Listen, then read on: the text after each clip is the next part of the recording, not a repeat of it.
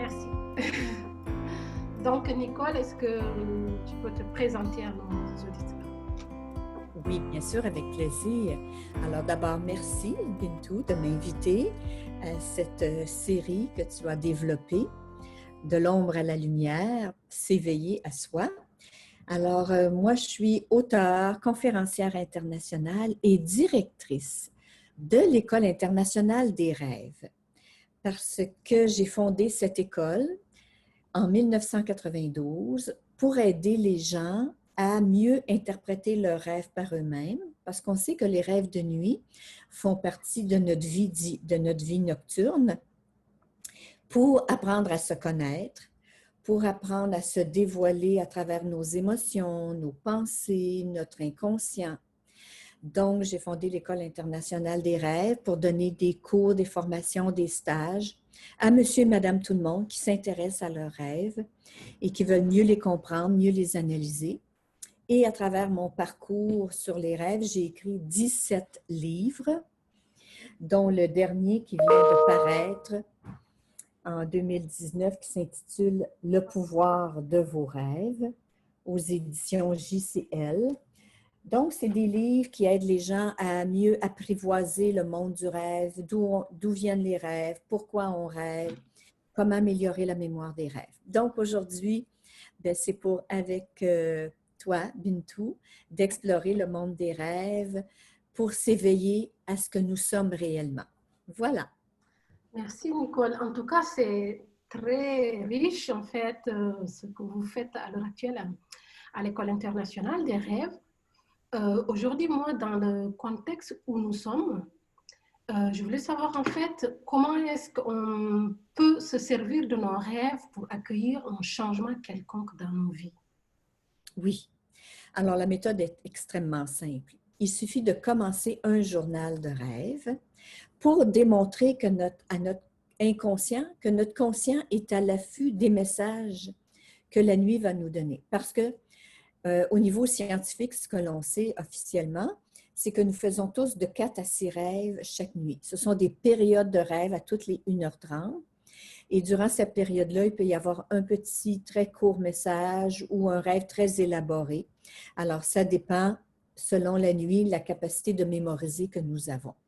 Donc, si nous avons un minimum de 4 à 6 rêves par nuit, le matin, lorsqu'on s'éveille, ou même durant la nuit, après un rêve, souvent on s'éveille quelques secondes et on peut noter sur un petit bout de papier rapidement quelques mots-clés pour ensuite le mettre au propre dans notre journal de rêve.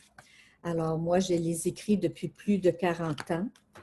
Donc, le matin, on note.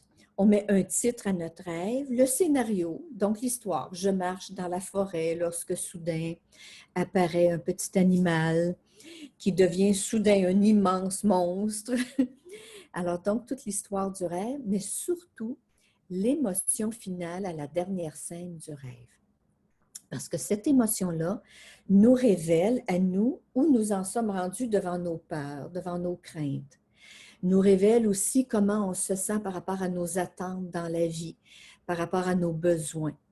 Donc, de jour, on est tellement confiné dans des modes de pensée traditionnels, conformistes, par notre éducation, mais la nuit nous montre quelles sont les autres émotions que nous avons, qui ont besoin d'être soit évacuées, soit mises à jour, soit de l'espoir, de la persévérance, ou parfois du découragement, de la crainte, de la peur. Alors, tout ça nous révèle notre monde intérieur.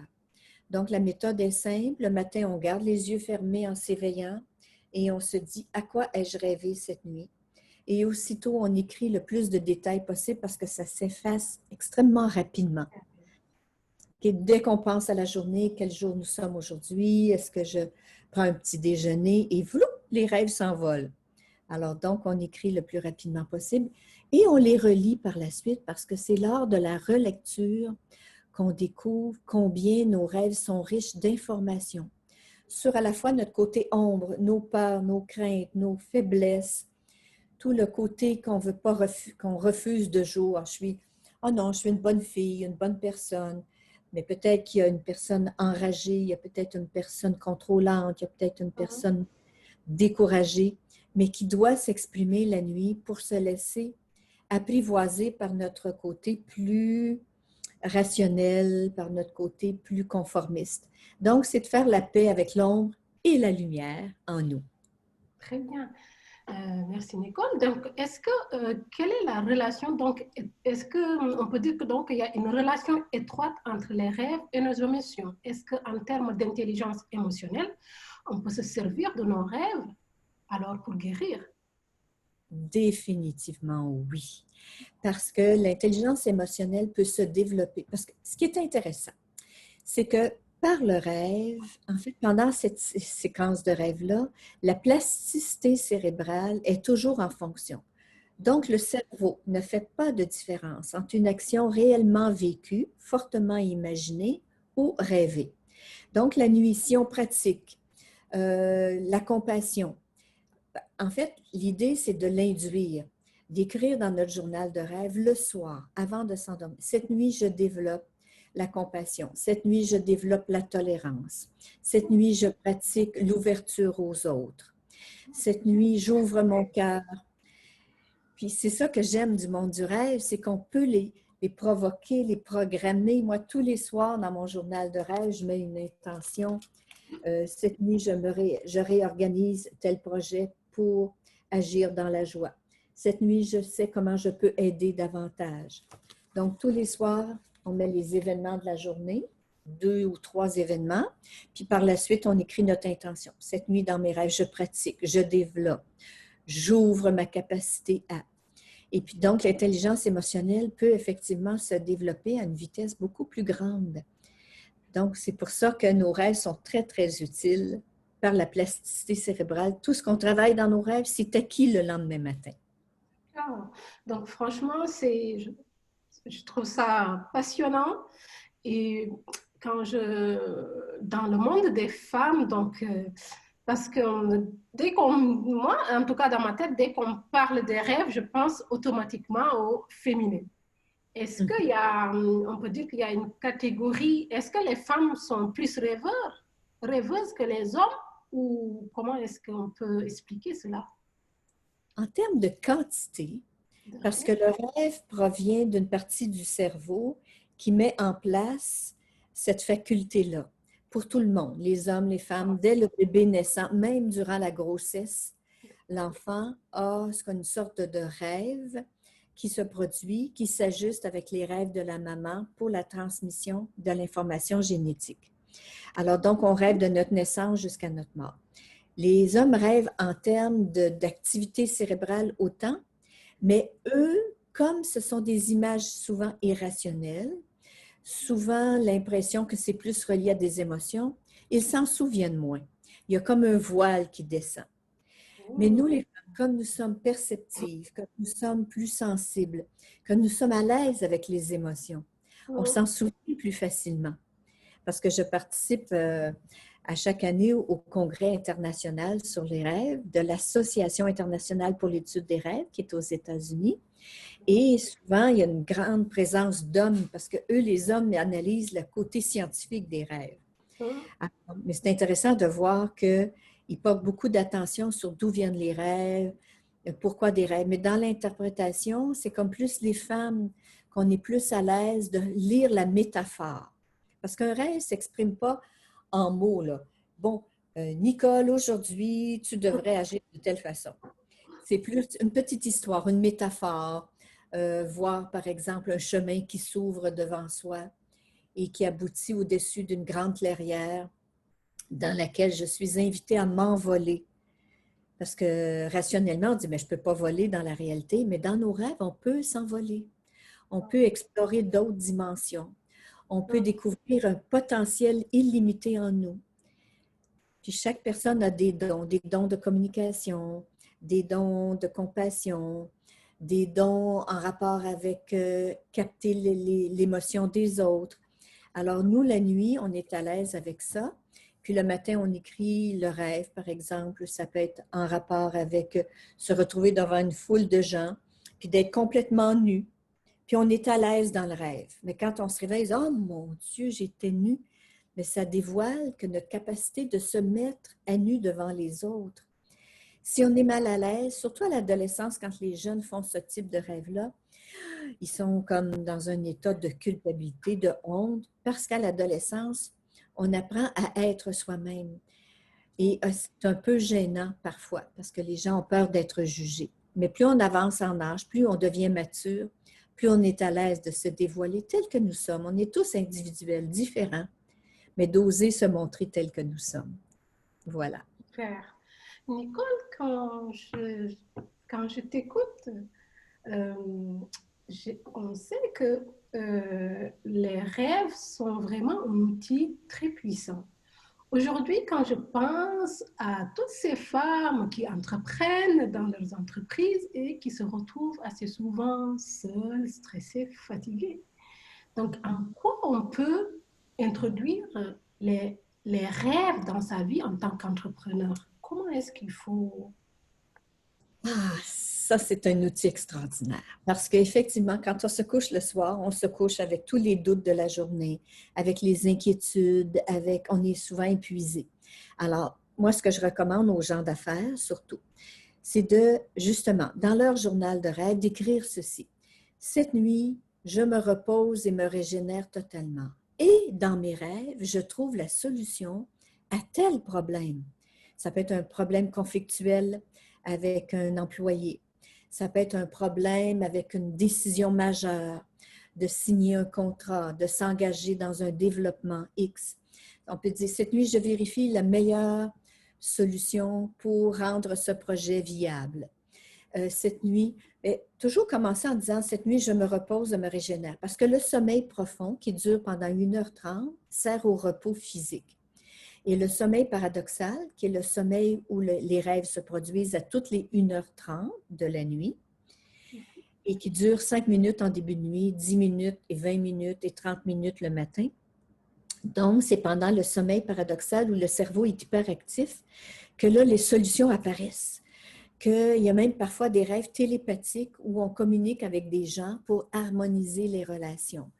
Donc, ça permet à ce moment-là, pour la femme d'affaires, la femme entrepreneur, de profiter du repos de nuit pour se régénérer et de l'énergisation des rêves pour trouver des solutions, améliorer les conditions de travail, enlever des doutes sur certains projets. Est-ce que ce projet-là est bon pour moi? On l'écrit tout simplement dans notre journal de rêve. Cette nuit, je vérifie si tel développement est dans le bon temps, dans le bon timing actuel.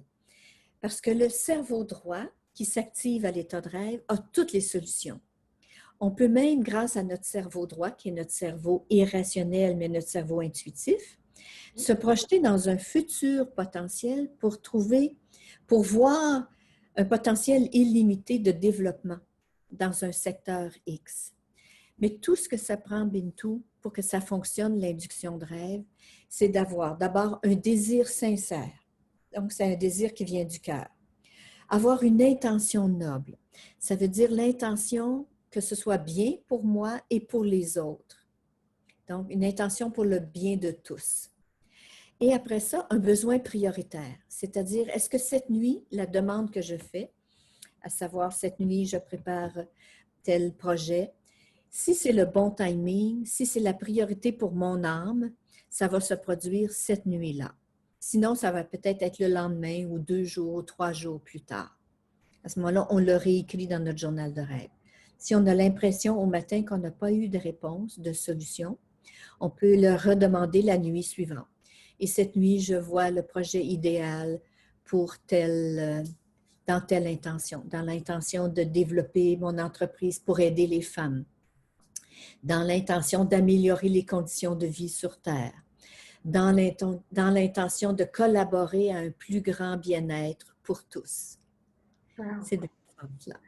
Très bien. Nicole, dans ton parcours quand même, il y a des choses, je pense, intéressantes à rappeler aux éditeurs. Comment est-ce que Nicole, docteur, en fait, technologue en nucléaire, voilà, dans le nucléaire, est passée du nucléaire au rêve?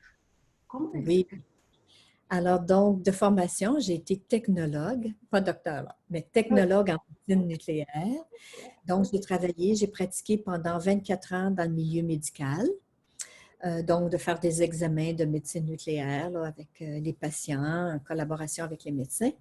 Et puis, ça, donc, ça a duré, donc, à ce moment-là, j'étais graduée en 1972 et c'était 20 ans plus tard, en 92, que j'ai fondé l'École de rêve. Parce qu'entre-temps, moi, je rêvais beaucoup.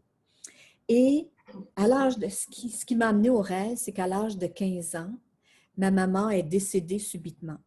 Et après son décès, j'ai commencé à rêver à elle. Elle venait me visiter à l'état de rêve pour me donner des conseils pratico-pratiques dans ma vie d'adolescente de 15 ans, 16 ans. Et ça a duré jusqu'à l'âge de 30 ans qu'elle était présente régulièrement pour me soutenir, pour m'encourager. Puis à l'âge de 30 ans, dans un dernier rêve, que j'appelle un rêve télépathique, elle m'a dit, je pars pour un grand voyage, on ne se reverra plus comme on se voit en ce moment dans les rêves.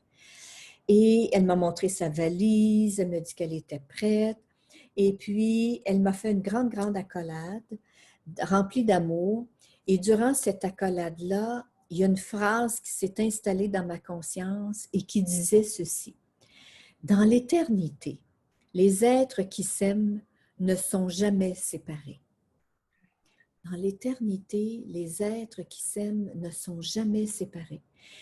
Puis là, je me suis réveillée après, puis je sentais encore ses bras autour de mon corps, puis j'étais remplie d'amour. Puis là, je me suis dit, « Ah, maman était là. Ah, elle me dit qu'elle partait pour un grand voyage. Oh, je vais sûrement la revoir quand même. » Mais non, je ne l'ai jamais revue par la suite. Mais cette information-là m'est restée, puis je me suis dit, « Mais à quoi ça sert les rêves? » Déjà, j'avais commencé un cours à l'âge de 28 ans, donc 2 ans auparavant, et j'avais commencé à tenir mon journal de rêves et à les écrire. Et c'est devenu une habitude et j'ai lu beaucoup sur le sujet, j'ai suivi des formations pour finalement, à l'âge de 40 ans, de me dire, 40 ans, 41 ans, de dire, mais si j'enseignais les rêves, est-ce que ça serait utile? Puis j'ai eu des rêves très clairs qui me disaient, ton travail à l'hôpital est terminé. Maintenant, tu es une enseignante de rêve, une coach en art de rêver. En tout cas, c'est ce que j'ai fait et l'entreprise a démarré tout doucement. Et finalement, on est en 2020 et déjà, ça fait 28 ans là, que l'École de rêve, l'École internationale des rêves existe. Et j'ai écrit les 17 livres, un après l'autre. Les rêves chez l'enfant, les rêves chez l'adolescent, les rêves chez l'adulte, les rêves d'amour, il faut en parler des rêves d'amour, les rêves spirituels, les rêves en fin de vie. Un livre que j'ai écrit avec Monique Séguin qui travaillait en soins palliatifs. Donc, à quoi rêvent les gens en fin de vie? Comment on peut les accompagner pour que durant ce passage de la vie à la mort, qui est une autre vie finalement, ils reçoivent un beau rêve indicateur de l'après-vie pour eux, des rencontres avec des personnes déjà décédées qui les accueillent. En tout cas, c'est tellement touchant. Ça s'appelle Les rêves en fin de vie. J'ai aussi écrit Les rêves et la mission personnelle. Les rêves messagers de la nuit, comment les programmer, comment les induire. Voilà, donc c'est pardon, mon parcours avec les rêves dure depuis 40 ans. C'est énorme. En tout cas, en ce moment, nous sommes sortis d'une crise en fait à l'échelle planétaire, le Covid.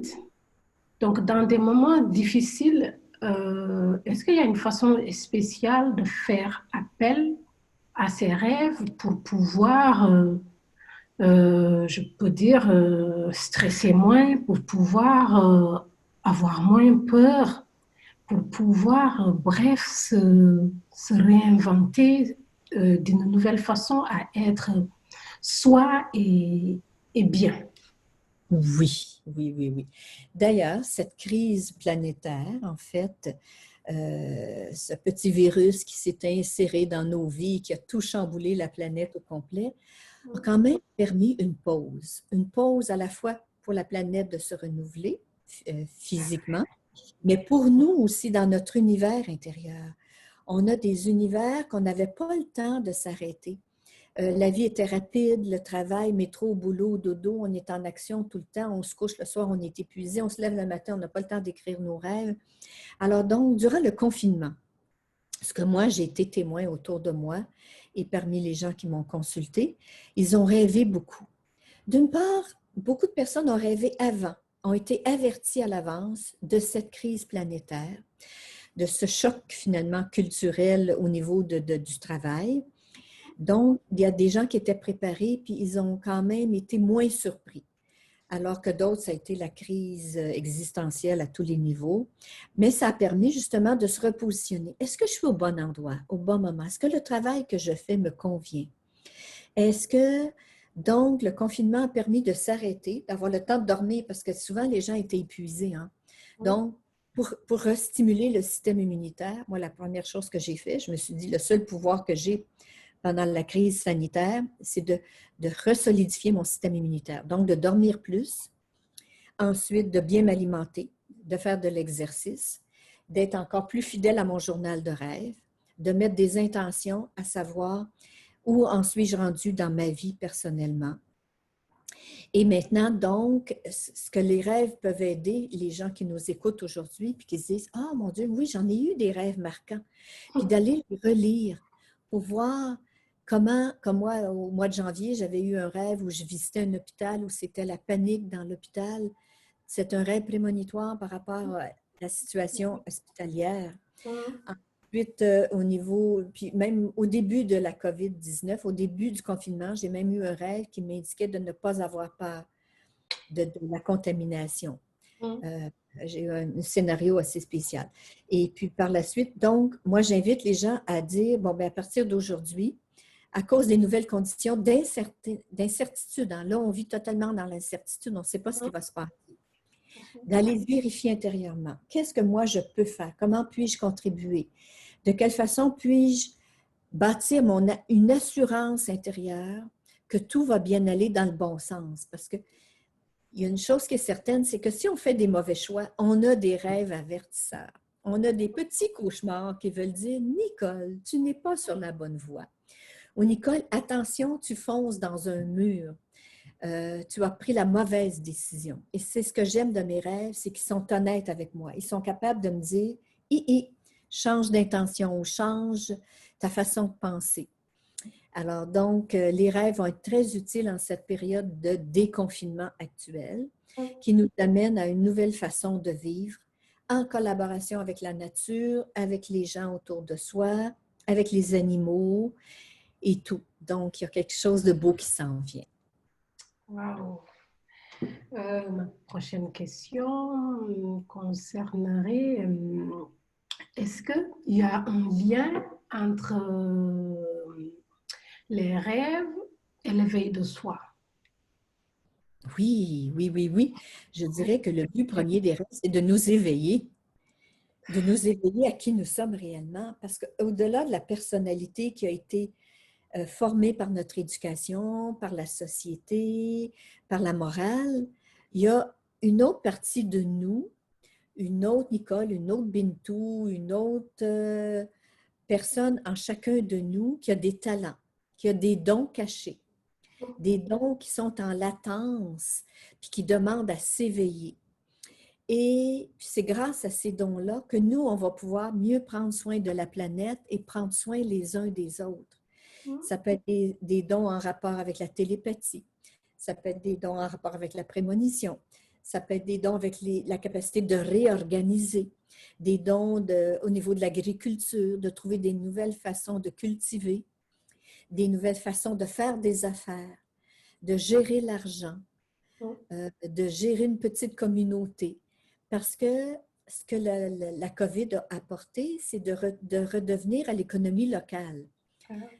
Donc, de reconnaître autour de soi qui sont les bonnes personnes pour nous aider et nous, à qui pouvons-nous aider près de nous. Donc, la planète devient un grand village rempli de petits villages où l'harmonie de chaque petit village va créer une grande harmonie planétaire. Donc, c'est dans ce sens-là.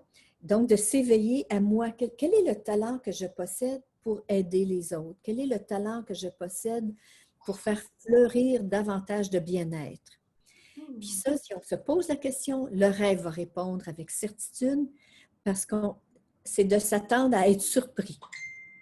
de s'attendre à avoir de l'information qu'on n'aurait pas pensé avoir. Parce que de jour, on pense trop en fonction de ce qu'on connaît du passé. Mais l'avenir illimité qui nous attend dans un potentiel illimité, ça va être des réponses étonnantes. Donc, je dis aux gens, laissez-vous surprendre par vos rêves. Wow. Ça, en tout cas, moi, moi, j'ai toujours rêvé, en tout cas depuis toute petite. Donc, je sais qu'il y en a qui restent. Comment se fait-il qu'il y a des rêves vraiment qui ne s'effacent pas? Et qu'il y en a des autres, on se réveille, on a du mal c'est quoi la différence entre ces différents types de rêves-là? Oui, alors les rêves marquants, les rêves dont on se souvient, qu'on appellerait de façon qu'ils sont indélébiles, ce sont des grands rêves ou des songes. Ces grands rêves-là, ce sont des rêves parfois initiatiques qui nous transforment, c'est-à-dire que le lendemain matin, nous ne sommes plus la même personne. Le lendemain, on s'éveille et on dit « Oups, il y a un changement en moi ». Donc, ce rêve-là, c'est important, même si on s'en rappelle, de le noter pour avoir le plaisir de relire les petits détails. Et ces rêves-là, c'est pour nous faire renaître à plus grand que soi. Parce que si on se contente d'être ce que nous sommes et de penser que l'âge, que la vieillesse nous rétrécit, que la vieillesse nous diminue, c'est une erreur. Parce que l'âge, plus on avance en âge, plus il y a une expansion de sagesse, de connaissances, d'expérience en nous. Donc, les rêves marquants, c'est des rêves qui nous disent « Nicole, tu n'es plus la même personne qu'hier ». Mais les petits rêves qui sont plus volatiles, eux aussi ont de l'importance. Donc, c'est pour ça que je recommande de garder les yeux fermés au réveil et de se poser la question « À quoi ai-je rêvé? Qu'est-ce qui s'est passé dans mes rêves? » On l'écrit le plus tôt possible parce que c'est comme des petites parcelles qui font un grand tout. Mais les grands rêves marquants, ils sont précieux, ils sont, je dirais, des rêves de transformation et souvent des rêves spirituels. C'est-à-dire que c'est l'âme en nous qui s'est exprimée. L'âme, c'est une entité heureuse, à l'aise, dans l'inconnu et l'incertitude. L'âme est illimitée, invincible et immortelle. Alors, si moi, dans ma conscience éveillée, je me sens vulnérable, je doute de mes capacités, j'ai peur d'être trop orgueilleuse, de penser que je peux atteindre telle situation. Alors, le rêve veut juste dire, non, Nicole, tu es beaucoup plus grande que tu penses, que tu as plus de potentiel que tu penses.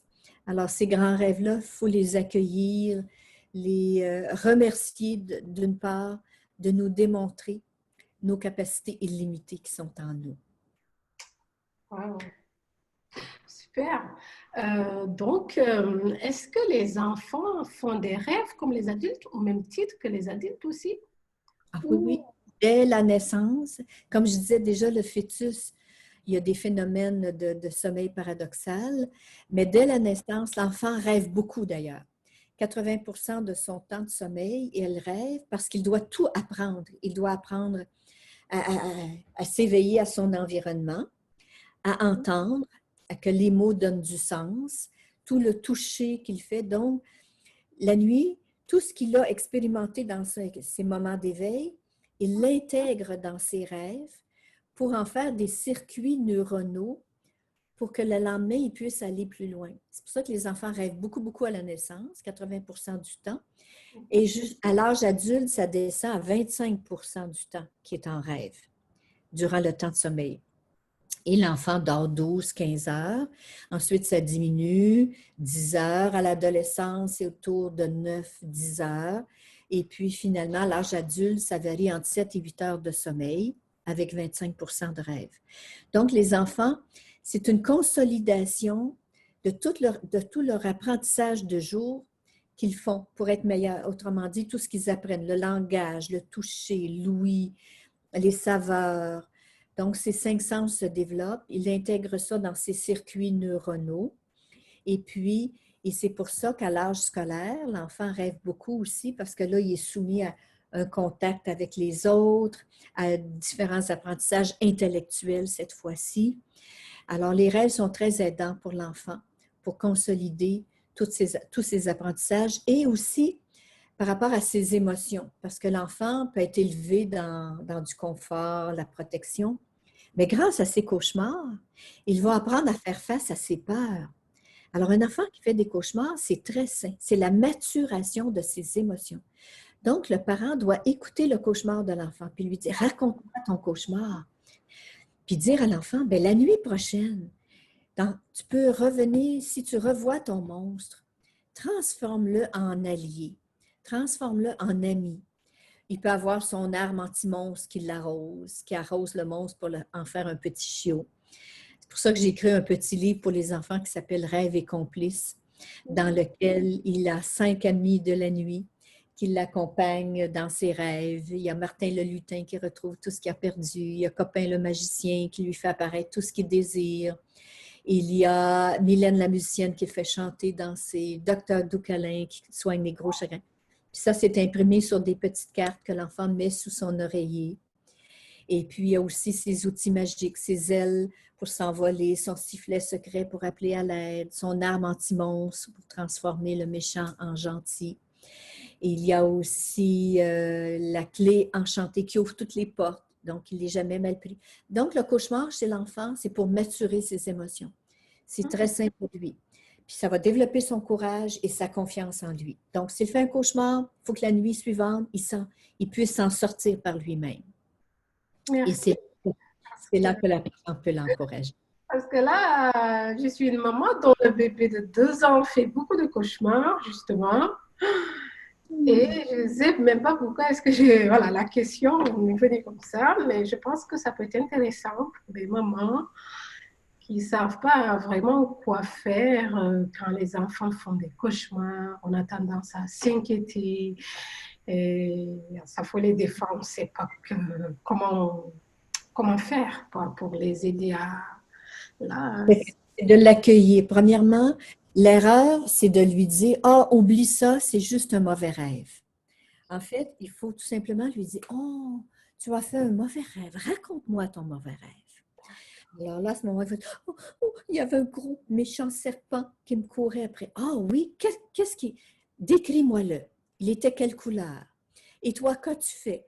Tu t'es sauvé. Ah, bien, savais-tu que dans les rêves, toi, tu peux transformer le méchant serpent en gentille petite chenille qui devient ton ami. » Fait que l'enfant, ah oui, fait qu'il a hâte d'aller dormir pour retourner dans son rêve et le transformer de lui-même, parce que c'est lui le rêveur, de lui dire, c'est toi le rêveur, c'est toi, ces images-là, tu as le contrôle dessus. Et ça vient de la technique des Sénoïs, qui est un peuple indigène qui vit en Malaisie, qui, eux, enseignent aux enfants, dès l'âge de 2 ans, à retourner dans leur cauchemar pour les transformer. C'est pour ça que j'ai créé le petit coffret, là, le livre et les cartes, Rêves et complices. Puis j'ai même aussi écrit un livre pour les parents qui s'appelle Les rêves chez l'enfant. Comment accompagner par le dessin, comment accompagner par la pièce de théâtre, comment accompagner l'enfant.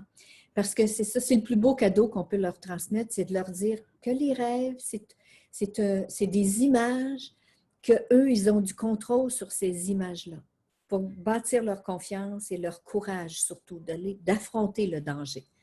wow. Là, on sent que vraiment les rêves sont vraiment une partie intégrante de l'humain, quoi, font partie de nous.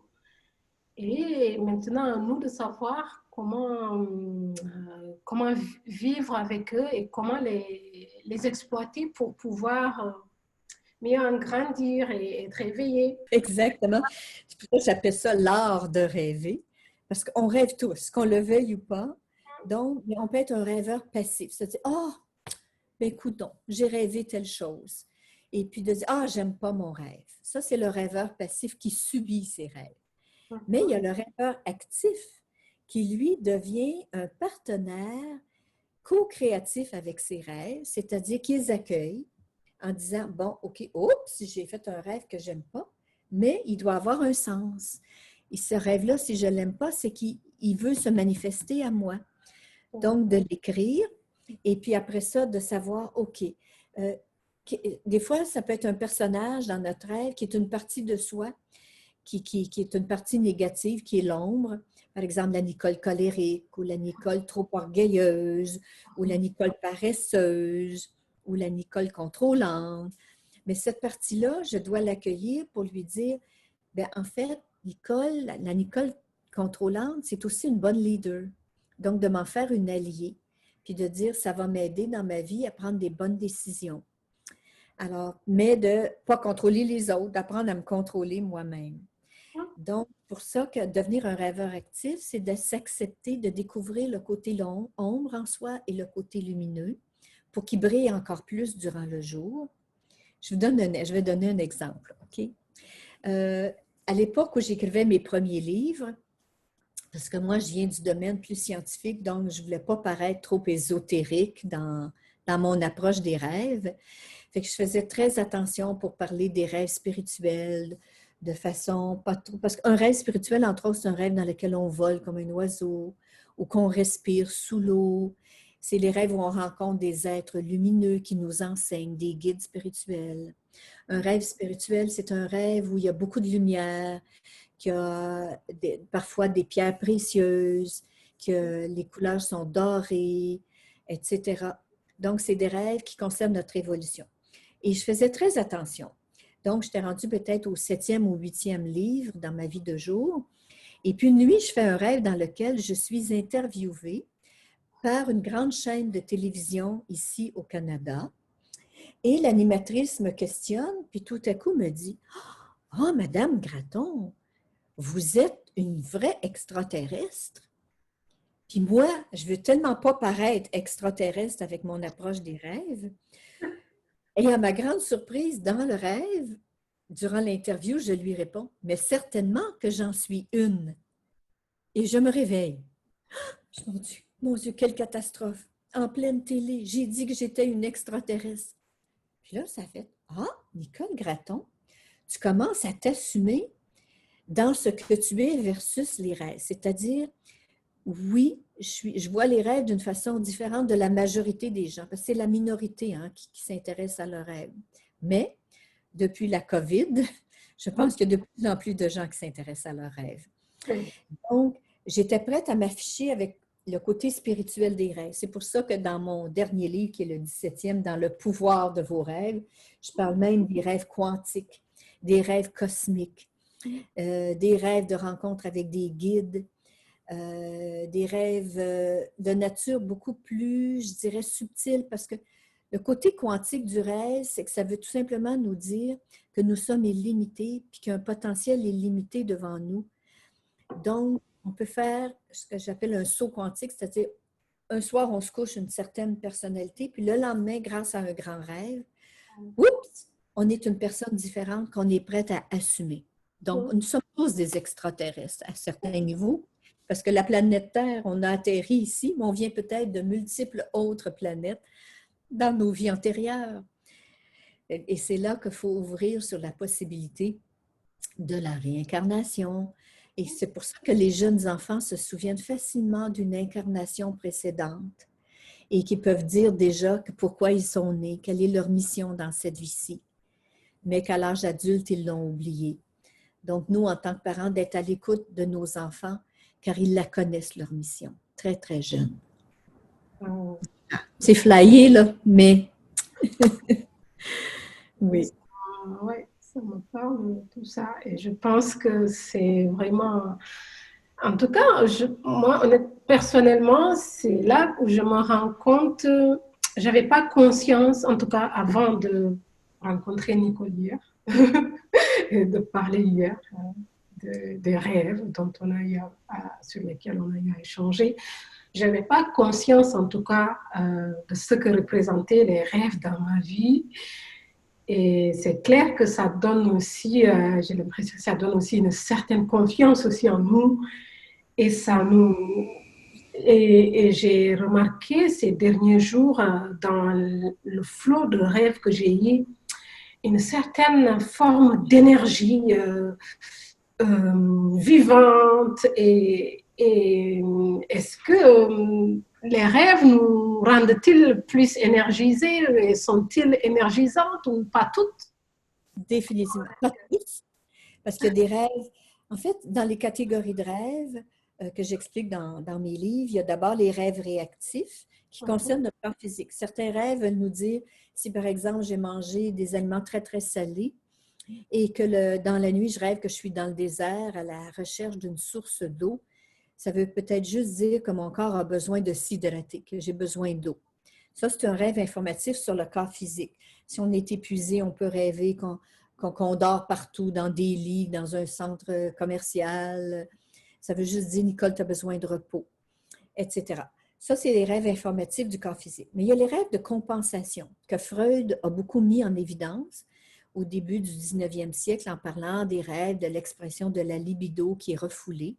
À l'époque où la sexualité, elle était très réprimée. Donc, il y avait des rêves d'expression de libido, de sexualité. Mais il n'y a pas juste les rêves de compensation qui compensent pour le manque d'amour, le manque de tendresse, le manque d'argent, le manque de liberté. Il y a des rêves de compensation qui nous permettent d'être soi-même, d'être délinquant la nuit, de faire des folies.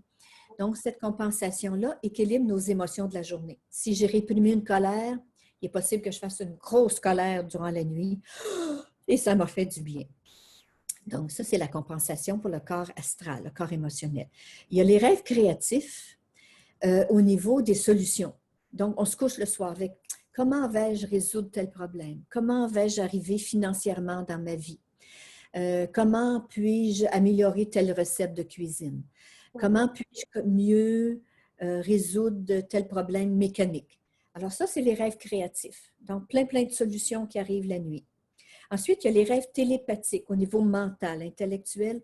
On communique la nuit. On est beaucoup plus parlable la nuit que le jour. Donc, on peut régler des conflits. Les personnages de nos rêves, à ce moment-là, ne sont pas nécessairement des aspects de soi, sont les vraies personnes parfois. Donc, on peut améliorer une communication, on peut prendre des nouvelles de quelqu'un au loin, on peut rêver à une personne décédée qui veut nous dire que là où elle est rendue, elle est bien. On peut rêver à une personne décédée pour harmoniser une relation qu'on n'a pas pu finaliser durant la vie de la personne, avant son décès. Donc, les rêves télépathiques permettent de prendre des nouvelles de quelqu'un d'autre, d'harmoniser des relations, de diminuer des conflits, de pardonner et d'apprendre à aimer, à mieux aimer. Ensuite, ça c'est au niveau mental, intellectuel, le corps mental qui communique par télépathie. Puis après ça, on arrive au monde spirituel, l'âme que nous sommes. L'âme est limitée, invincible, immortelle. Alors l'âme, la nuit, va étudier, va améliorer des choses, fait peut-être même du bénévolat. Il arrive certaines nuits où on aide des personnes, puis on se réveille le lendemain, on dit, je les connaissais dans le rêve, mais je ne les connais pas dans la réalité. Alors, parfois, on fait du bénévolat, c'est ça, la nuit. Et c'est des rêves où on rencontre des guides qui nous enseignent. C'est des rêves que je dirais qui nous nourrissent, qui nous énergisent, justement. C'est pour ça que tu disais tantôt, Bintou, plus on s'occupe de ses rêves, plus on se sent vivant de jour, parce qu'on valide l'âme que nous sommes, qui est incarnée dans un corps physique, émotionnel, mental. Donc, l'âme en nous, la nuit est vivante, 24 heures sur... L'âme vit 24 heures sur 24. Mais de jour, on est confronté à nos obligations de jour. Puis nos 5 sens nous limitent par rapport à l'intuition, par rapport à la télépathie et à la prémonition. Mais la nuit, la prémonition est là. La télépathie est active. Donc, c'est pour ça que le matin, on s'éveille et on est un peu plus l'âme réelle que nous sommes que la personnalité conditionnée qu'on était. Wow. Merci énormément, Nicole, pour vraiment tout ce partage très riche. Maintenant, quel message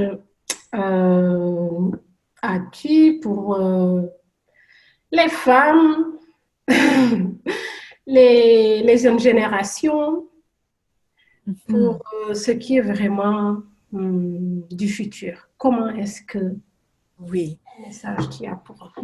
Je dirais aux femmes, soyez les messagères du rêve parce que, premièrement, à vos enfants, leur dire « Ah, c'est le goût de me raconter ton rêve tous les matins au petit déjeuner. Je suis à l'écoute. » Parce que c'est comme ça que la maman va pouvoir suivre l'évolution émotionnelle de son enfant. Si l'enfant vit des peurs, si l'enfant est insécure, ses rêves vont le dire et la maman va pouvoir mieux lui donner une sécurité émotionnelle. De dire au mari, « Ah, as-tu rêvé la nuit dernière? » Puis si les hommes disent, « Ah non, moi je rêve jamais », mais qu'ils se couchent le soir avec un problème, de dire à votre conjoint, à votre mari, à votre frère, à votre père, dites, « C'est pas grave, le problème que tu as aujourd'hui, cette nuit, tu vas trouver la solution dans tes rêves. » D'ailleurs, il y a un dicton qui dit « Endors-toi sur ton problème et tu auras la solution le lendemain. » Ou « La nuit porte conseil. » Donc, de les inciter, de dire « Ah, regarde, c'est pas grave, même si tu ne te rappelles pas de tes rêves, demain matin, tu vas avoir la solution. » Puis là, les hommes disent « Ah, oui. » Puis souvent, ils disent « Ah, j'ai déjà rêvé que j'ai compris pourquoi je vivais telle chose, et ainsi de suite. » Donc, d'encourager nos hommes, mais nous, les femmes, de rester connectées à nos propres rêves, de les écrire, de les partager en petits groupes, de faire des rencontres de partage de rêves, juste pour le plaisir. Puis, dans mes livres et dans les formations que je donne, j'enseigne 5 techniques d'analyse de rêves pour les décoder, pour les interpréter. Il y a l'analyse intuitive, l'analyse logique, l'analyse globale, l'analyse synthétique et l'analyse associative. Et ça, je l'enseigne dans la formation de consultant en rêve, qui se donne à la fois en virtuel ou en présentiel. D'ailleurs, en Europe, il y a une nouvelle cohorte là, qui va se terminer en 2020, mais il y a une nouvelle qui va se former pour 2021.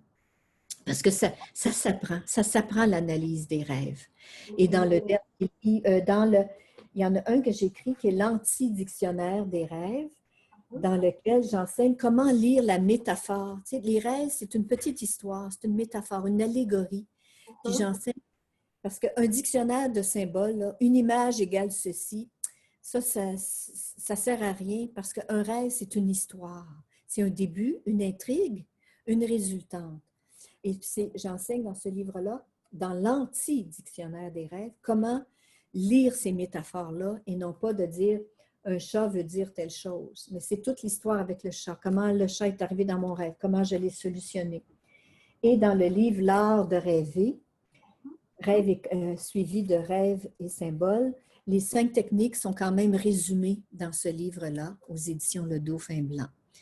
Donc, voilà. Donc, de dire aux femmes, vous êtes déjà connectés à vos rêves, continuez, validez vos rêves, choyez vos rêves, prenez-en soin.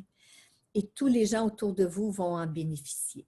Et comment, est-ce que, juste un petit rappel, comment on peut trouver les livres, les gens qui veulent les acheter, comment on peut les retrouver? Sur mon site web, nicolegraton.com. Donc, nicolegraton.com. Il y a la boutique où les livres sont affichés. Il y en a même qui ne sont plus édités, mais que moi, je peux mettre à la poste. Donc, ça vient du Canada. Donc, les frais de poste en Europe sont un peu plus élevés. Mais il y en a plusieurs qui sont en livre numérique aussi. Rêve et spiritualité est en livre numérique.